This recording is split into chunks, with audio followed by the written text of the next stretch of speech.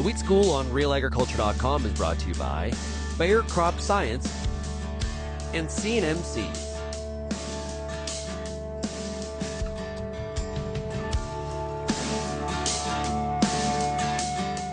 I'm Amber, and this is Real Agriculture.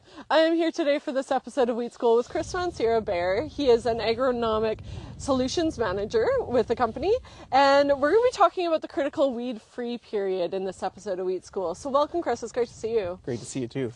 Okay, so the critical weed-free period. In general, we don't like to see weeds in our field, but when exactly is that? So when your crop is getting established to a certain point, before it starts to tiller, but generally what you really want to do is remove those weeds so they're not in competition with your crop, right? So there's lots of ways of doing that, and sometimes it's not just in that crop year that thought can go to the previous crop year. So if you know you have certain fields, especially with perennials and certain other weeds, you can start that weed-free period by applying, make an application of glyphosate after harvest. You can really do some damage on those perennials. In that case, it's probably one of your most efficient ways to control them. They're sending anything they have down to the roots, and at that time, usually, depending where you are, you can use some residual herbicides. So you're gonna get some extra weed control from those herbicides, and especially in different crops where you don't have a lot of in-crop options, that weed control starts right there. Usually those need moisture to activate, and sometimes it needs that period of time also to be crop safe. So if you can get those herbicides, plan that before you're going to set up that crop to get established and get to that part where it's establishing its yield potential. And if you can get in there early, you're going to get that crop to a good start. Right. And so if you do go out into your field, let's say spring's hit, obviously we're still waiting to be able to do much in the fields right here.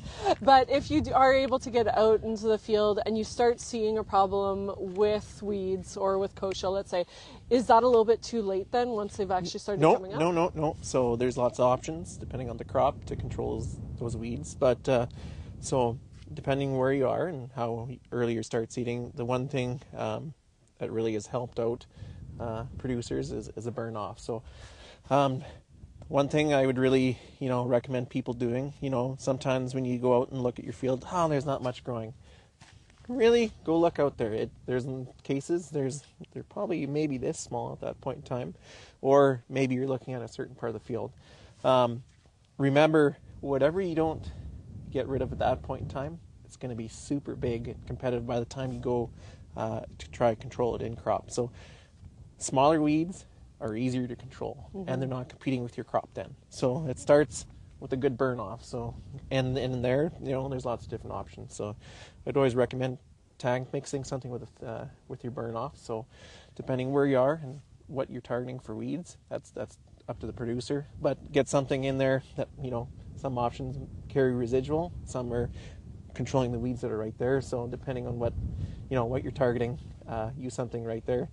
And then when I move to in-crop timing, always like to go a little bit earlier. And the one thing that the benefit is that if you got lots of acres to cover, it gives you a little grace. There's nothing worse than when a weather event happens and all of a sudden you're behind, right? And then those weeds get bigger, and then they're still competing for your crops. And you got to remember too, not only are they competing for sunlight, they're taking moisture out. Right. When speaking about residuals, what are growers' options for the spring? There's innumerable amount of stuff. So basically, you got to look what you're growing, and look what some need moisture to be activated. So you want to time it. Get in there, give it time to get some moisture, to give some activity. Like I said, a lot of them can be applied previously in the year, so you get that snowy moisture that you have like this to get it activated. And in those cases, right, it just kind of carries into that in-crop timing where those weeds are small, a lot easier to control. In some cases, they're not even germinating. So what are the economics behind doing a, pre-seed burn off versus a one-shot hit it all at once?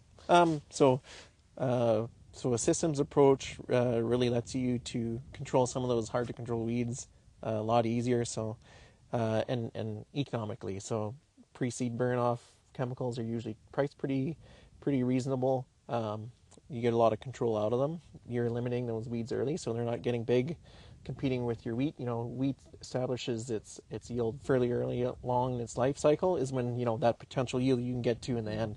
So everything you can do to get that weed established is the best thing you can do. So burn off, clear off any perennials or winter annuals that you have. So cleavers, as an example, we have in this area, they can get awful big. They can overwinter. So if you don't do a burn off, all of a sudden you're dealing with a monster in crop that's been competing the whole way. Wild oats, like I said, a surprising amount are actually germinating earlier than you think. So you're not allowing those wild oats, which are highly competitive. It can really rob a lot of yield. You can get them with that burn off. It's really effective. It's another way of also managing resistance. You're adding that group 9 in there, not relying on your own mainly 2 options of 1 and 2 when you go into cereals. So when you do that, and then when you're going in for your in-crop shot, I go on that little bit earlier side. Again, removing it earlier, allowing that weed to get established, get its yield set, and your weed control is probably going to be better. Smaller weeds are easier to control. Right, so definitely worth it to go and do the 2 passes instead. Yeah, I would say, yeah. I don't think you'll ever be, we've skipped burn-offs before, and you'll never be, I think you're always a little bit disappointed when you do. How early is too early for growers to get out there and start controlling these weeds? So if you're thinking of a spring burn-off, so if you're out in the field seeding, it's warm enough in the soil for a crop to be put in the ground, then you're probably you probably have weeds already starting to germinate and poking out. So a burn-off would be a good way to eliminate those weeds early and not allow them to get big later on. Right, so you really want to hit them right like the moment they come out of the ground. Yeah, or just, if you can allow a bit more to germinate before, so some options, depending on what herbicide you choose, you can go after seeding. So if you want to give it, say if you're really in a situation where you're seeding like really, really early, you can kind of, hit it before the crop emerges.